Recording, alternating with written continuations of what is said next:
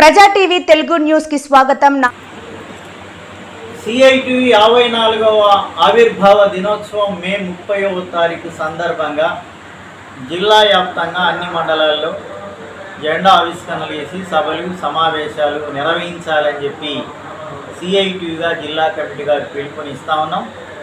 1970 సంవత్సరం మే 30వ తారీఖున వెస్ట్ బెంగాల్ కలకత్తా నగరంలో సిఐటియు ఆవిర్భావించడం జరిగింది.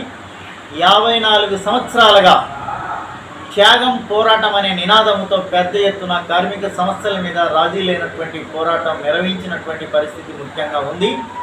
ఈ తరుణంలో సిఐటియు ఆవిర్భావ దినోత్సవాన్ని పెద్ద ఎత్తున జయప్రదం చేయాలని చెప్పి సిఐటియుగా చెప్పదలుచుకున్నాం.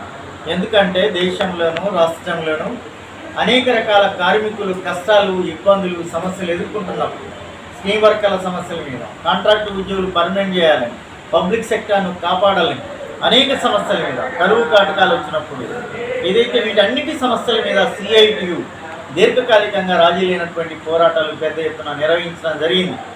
ఆ తరుణంలో ఈరోజు మనం మేడే ఆవిర్భావ దినోత్సవాన్ని జరుపుకుంటా ఉన్నాం.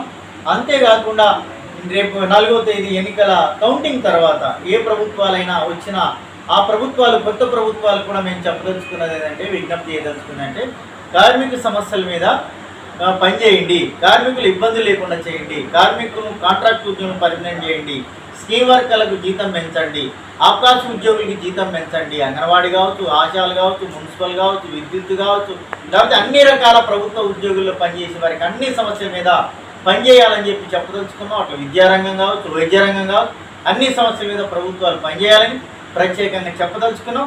అదే స్ఫూర్తితో రేపు మే 30వ తారీఖున జిల్లాలో పెద్ద ఎత్తున ఆవిర్భావ దినోత్సవాన్ని జయప్రదం చేయాలని చెప్పి సిఐటిగా జిల్లా కమిటీగా మీ ద్వారా పిలుపునిస్తూ ఉన్నాం.